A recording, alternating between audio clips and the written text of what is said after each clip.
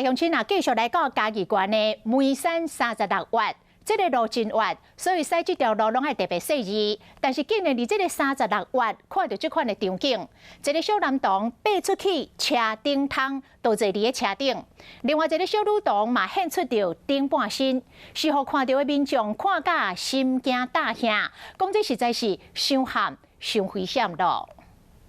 这查甫囡仔坐伫轿车顶，另外一个查某囡仔是顶半身伫天窗外，两个人看起来拢真冷静，而且过程中其中一个佮后边的车一手拍就风。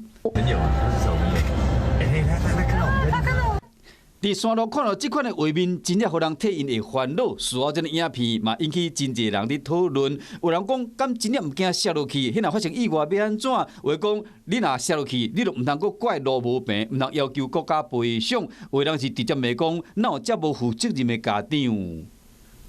那个是不良的示范，会有风险。我一定会袂讲，伊囡仔安全拢无咧讲。因为是大人毋讲好，到时才讲美向到好。这是嘉义的梅山，这条路总共有36个弯，加上这个公路有较狭，一般驶车的人驶到这段公路拢唔敢驶伤紧。结果这摆发现讲有驾驶人和囡仔坐伫车顶，真正是有够悍。